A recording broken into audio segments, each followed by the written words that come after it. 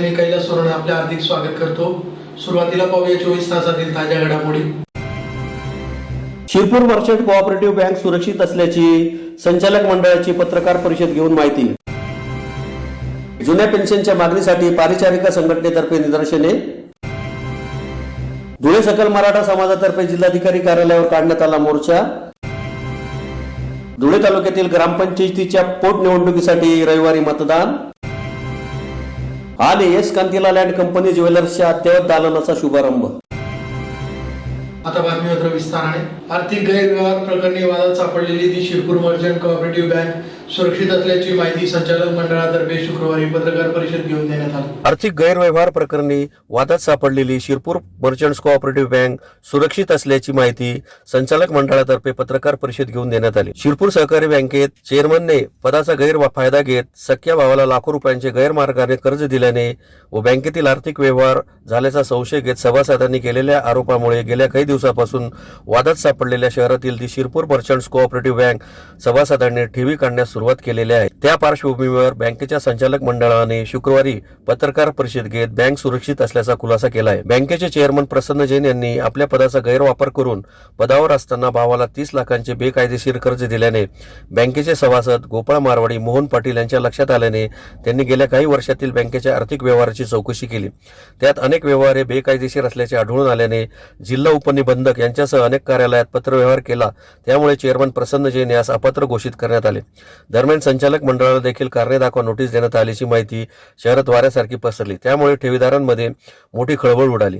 त्यानंतर लहान मोठे ठेवीदारांनी आपल्या ठेवी काढण्यास सुरुवात केली। या सर्व प्रकारामुळे बँक अडचणीत येण्याची शक्यता लक्षात घेता बँकेच्या सर्व संचालक मंडळाने शुक्रवारी बँकेत बैठक घेत संचालक तथा जिल्हा परिषदेचे माजी अध्यक्ष डॉक्टर तुषार रंदे यांनी बँकेच्या स्थितीविषयी सविस्तर प्रसार माध्यमांना माहिती दिली। मर्चंट बँक शिरपूर यांच्या वतीने पत्रकार परिषद बोलवली होती आपल्या सर्वांपर्यंत ही माहिती पोहोचवण्यासाठी किंवा पॅनिक होऊन डिपॉझिट विड्रॉल करू नये।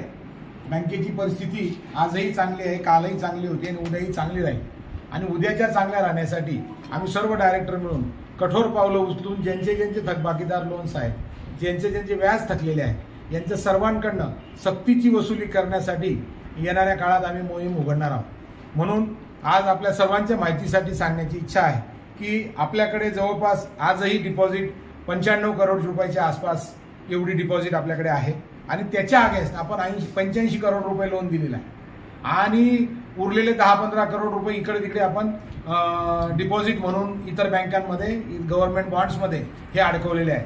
कुठल्याही प्रकारची परिस्थिती पॅनिक नाही आणि त्यातल्या त्यात महत्त्वाचं म्हणजे आपल्या प्रत्येक सभासदाचं हित जोपासून 5 लाखाच्या आतला जो डिपॉझिटर आहे त्याच्यासाठी आपण डिपॉझिट सुरक्षा विमा काढलेला आहे। म्हणजे याच्यानंतरचं पण काही अवघटित घडतंय तर ॲटलिस्ट 5 लाखापर्यंतच्या विमा आपल्या डिपॉझिटरला गॅरंटेड त्याला इन्कम, गॅरंटेड त्याचे पैसे मिळणार आहे। पण असं कुठलाही प्रकार याच्या पुढे होणार नाहीये। आपल्याला येणाऱ्या काळात आम्ही उचललेली कठोर पावलं ही निश्चितच दिसतील, याच्यात कुठलीही शंका नाही। म्हणून आपल्या सर्व बँकेच्या सभासदांना माझी हात जोडून नम्र विनंती असेल की कुठल्याही प्रकारे बँकेवर अविश्वास न दाखवता विश्वास ठेवून आमच्या या बँकेला आपल्या मदतीची नितांत गरज आहे, आपण ती मदत करावी या निमित्ताने एवढीच विनंती करतो।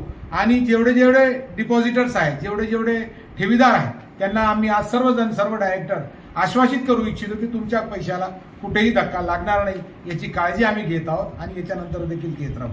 धन्यवाद। जुन्या पेन्शनच्या मागणीसाठी धुळ्यात 8 नोव्हेंबरला बिराड मोर्चा काढण्यात येणार आहे। यासाठी भाऊसाहेब हिरे शासकीय वैद्यकीय महाविद्यालय व रुग्णालयाच्या संघटनेतर्फे निदर्शने करण्यात आली। जुन्या पेन्शनच्या मागणीसाठी धुळ्यात 8 नोव्हेंबरला बिराड मोर्चा काढण्यात येणार आहे। त्या अंतर्गत हिरे महाविद्यालय येथे परिचारिका संघटनांतर्फे निदर्शने करण्यात आली। जुनी पेन्शन योजना पूर्व लक्ष्मी प्रभावाने लागू करावी, 4 लाख रिक्त पदे कंत्राटी ऐवजी कायमस्वरूपी भरून मागासवर्गीय राखीव जागा सुनिश्चित ठेवाव्यात, खाजगीकरणाचे धोरण रद्द करावे, कंत्राटी कर्मचाऱ्यांच्या सेवा नियमित कराव्यात, चतुर्थ श्रेणी कर्मचारी वाहन चालक पदाच्या भरतीवरील बंदी उठवावी, शिक्षणाचे खाजगीकरण रद्द करावे, भादवी कलम 353 पूर्वीप्रमाणे प्रभावी करावे, अनुकंपा तत्वावरील नियुक्त्या विनाळ कराव्यात या मागणीसाठी सदरचे आंदोलन छेडण्यात येणार आहे। त्या अंतर्गत भाऊसाहेब हिरे वैद्यकीय महाविद्यालय येथे परिचारिका संघटनांतर्फे निदर्शने करण्यात आली। या प्रसंगी प्रतिभा गोडके, सुवर्णा सूर्यवंशी, रेखा माळी, अनुपमा लोंढे, कमलेश परदेशी, अमरजित पवार, दीपाली गिरमकर, वंदना चौधरी, अलका पाटील, ज्योती वळवी, मनीषा सावंत, दीपाली वाघ, साक्षी दिवटे, पंकज अहिरराव, आशिष शिंदे, संजय गावित आदी उपस्थित होते. केलं नाही तर ते जरूर त्यांच्या लवकरात लवकर त्यांनी लागू करावं यासाठी आम्ही सगळे कर्मचारी 8 नोव्हेंबरला कल्याण भवन इथे विराड मोर्चा आयोजित केलेला आहे आणि त्याच्यातही हा इशारा मोर्चा आहे आणि त्याच्यानंतरही कर्मचारी शासनाने ऐकलं नाही तर 14 डिसेंबरपासून आम्ही बेमुदत पुन्हा संपावर जाणार आहोत. ही शासनाला आमचा इशारा आहे. दिल्लीला आमच्या संपूर्ण भारताचे राज्य सरकारी कर्मचारी आणि केंद्राचे कर्मचारी रामलीला मैदानावर 3 तारखेला दिल्लीला फार भव्य दिव्य असा मोर्चा आयोजित केलेला होता. याच मागणीसाठी शासनाने परत कर्मचाऱ्यांचा अंत पाहू नये आणि विनाकारण संघर्ष करू नये अशी आम्हाला शासनाला विनंती करायची. तरी सगळ्यांनी आमची विनंती मान्य करून लवकरात लवकर आमचं पेन्शन लागू करावं अशी आमची विनंती आहे. त्यांच्या परत माझ्या दुसऱ्या मागण्या अशा आहेत आमच्या की करोना काळामध्ये आमच्या नर्सेस भगिनींनी आणि सगळ्याच मेडिकल कॉलेजच्या कर्मचाऱ्यांनी सगळ्यात जास्त काम केलेलं आहे. तर 18 महिन्याचा DA आम्हाला तो मिळालेला नाही. महागाई भत्ताही मिळाला नाही. तोही आम्हाला त्वरित मिळावा कारण त्यासाठी सगळ्यात जास्त योगदान पोलीस स्टेशनचं आणि आरोग्य कर्मचाऱ्यांचं झालेलं आहे. तर 18 महिन्याचा जो DA गव्हर्नमेंटने पण झालेला आहे तो आम्हाला त्वरित लागू करावा. घरभाडे भत्ता लागू करावा आणि बक्षीस समितीचा अहवाल जो अर्धवट लागू झालेला आहे तो पूर्ण करावा आणि अनुकंप तत्वाची भरती आणि कॉन्ट्रॅक्ट बेसवर जे कर्मचारी लागले त्यांना नियमित करावा अशा आमच्या काही मागण्या आहेत. त्या लवकरात लवकर मंजूर कराव्या यासाठी शासनाला आम्ही 8 नोव्हेंबरला हा इशारा मोर्चा आहे आणि त्याच्यानंतरही शासनाने ऐकलं नाही तर आम्ही 14 डिसेंबरला बेमुदत आंदोलन करणार आहोत. 8 नोव्हेंबरला बिराड मोर्चाला सगळी मुलं बाळं सगळं फॅमिली घेऊन आम्ही तिथं कल्याण भवनला जमणार आहोत. साधारणतः 1,500 कर्मचारी येतील अशी आमची अपेक्षा आहे. पण मॅक्झिमम सगळ्यात जास्त कर्मचाऱ्यांनी यावं. मराठा आरक्षणासाठी लढा देणारे मनोज जरांगे पाटील यांच्या सुरक्षेसाठी त्यांना Z+ सुरक्षा देण्यात यावी यासाठी धुळे जिल्हा सकल मराठा समाजातर्फे जिल्हाधिकारी कार्यालयावर मोर्चा काढून निवेदन देण्यात आले. मराठा आरक्षणासाठी उपोषण करणारे मनोज जरांगे पाटील यांच्या सुरक्षेसाठी त्यांना Z+ सिक्युरिटी मिळावी या मागणीसाठी धुळे जिल्हा सकल मराठा समाजातर्फे जिल्हाधिकारी कार्यालयावर मोर्चा काढून निवेदन देण्यात आले. निवेदनात म्हटले आहे की आमच्या मराठा समाजाचे नेते मनोज जरांगे पाटील यांनी सतत 10 दिवस आमरण उपोषण केले. त्यासोबतच संपूर्ण महाराष्ट्रासह प्रत्येक जिल्ह्यात व तालुका गावागावात मराठा समाजातील सर्वसामान्य जनतेचे उपोषण केले. त्या संदर्भात सर्व समाजातील संघटना, राजकीय पक्ष, आमदार, खासदार यांनी सदर मागणीसाठी पाठिंबा दिला. यापूर्वी देखील मराठा समाजाला आरक्षण दिले पाहिजे या मागणीसाठी स्वर्गीय अण्णासाहेब पाटील, आमदार विनायक मेटे यांनी मराठा समाजाला कुणबीचे दाखले मिळावे याकरता अनेक आंदोलने केली. कालांतराने त्यांचा मृत्यू झाला. त्यांच्या मृत्यूचे कारण अद्याप पावते कळू शकले नाही. या दोघांच्या मृत्यूबाबत समाजात संभ्रम निर्माण झाला आहे. त्यांच्या मृत्यूचे गुण अद्याप समजू शकले नाही. तरी या घटनेची पुनरावृत्ती मराठा समाजाचे आरक्षण मागणी करणाऱ्या नेत्यांना एनकेन प्रकारे संपवले आहे. आता मराठा नेता मनोज जरांगे पाटील यांनी आरक्षण मागणीवर सरकारला जेरीस धरले आहे. यापूर्वी सरकारने आरक्षण आंदोलन मोडीस काढण्यासाठी अनरावली वसाहती येथे शांततेने सुरू असलेल्या आंदोलनात पोलिसांना घुसून ते आंदोलन मोडीत काढण्याचा प्रयत्न केला. अनेक माया मावल्या यावेळी जखमी झाले. सरकारच्या आतापर्यंतच्या कट कारस्थान पाहता आता मराठा समाजाचा सरकारवर अजिबात विश्वास राहिलेला नाही. आता मनोज जरांगे पाटील यांनी आंदोलन स्थगित करण्याची घोषणा केली आहे. समाजाच्या भल्यासाठी त्यांनी 2 पावले मागे घेतले आहे. मात्र आंदोलन संपलेले नाही. यामुळे आमचे भाऊ मनोज जरांगे पाटील यांना संपवण्यासाठी त्यांच्यासोबत दगा फटकावण्याची शक्यता नाकारता येत नाही. आतापर्यंत मराठा समाजाचा इतिहास पाहता अनेक मराठा लढवयांना संपवण्यासाठी काही वेळेस अण्णाजी पंतांची पिलावड जागे होतात.